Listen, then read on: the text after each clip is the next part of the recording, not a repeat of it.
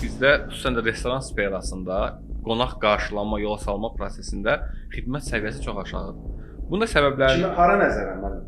ümumi olaraq məsələn ən kiçik nümunə götürüm, tutaq ki, digər rayonlara nəzərən Bakıda da zəifdir axı müəllim. Bakıda da zəifdir. Ancaq mən razıyam, ancaq bizdə çox aşağıdır. Misal üçün hansısa bir Mən sizə bir şey deyim indi. Bəli. Zəifdir deyirik ki, misal üçün bax söhbət paytaxtdan gedirsə, mən orada da gedib oturanda hansısa bir restoranda, yəni tanınmış restoranların əksərində olmuşam.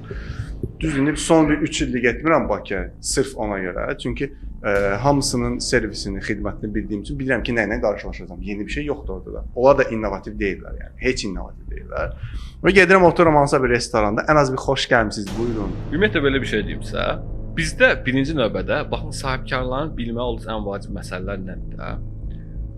Tutaq ki, adam böyük bir miqdarda pul xərcləyir, 5 milyon pul xərcləyir bir restoran, Horeca şəbəkəsində, otel, restoran Var. şəbəkəsi qurur. Ancaq siz həkimə getməzdən qabaq, həkim sizə baxıb deyirmi? Sənin mədən ağrıyır. Yox, sənin başın ağrıyır. Gedirsiniz, həkim öncə nəyini sizin müayinə edir də. Müayinə edir, baxır ki, bunun harası ağrır? Yox. Orada da problem var axı. Həkim də düzgün suallar. Yəni məsələ nədir? Siz öncə müayinə eləyin də. Müayinə elədikdən sonra müalicə üçün sizə dərmanlar yazır. Amma biz nə edirik? Biz adamın tələbatını, istəyini, marağını bilmirik. Ona uyğun dərmanlar təklif edirik. Məsələn, eyni qayda düşünün ki, birimiz həkimə getmişik, həkim deyir ki, heç səni yoxlamadan müayinə etmədən, sənin başın ağrır, get bu dərmanları al, iç, sənin başın düzələcək.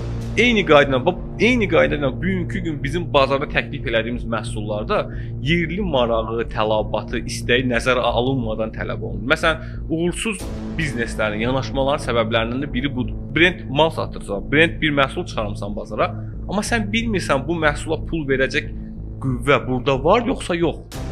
Və yaxud bu həqiqətən burada insanların diqqətini və marağını çəkən bir məhsuldur.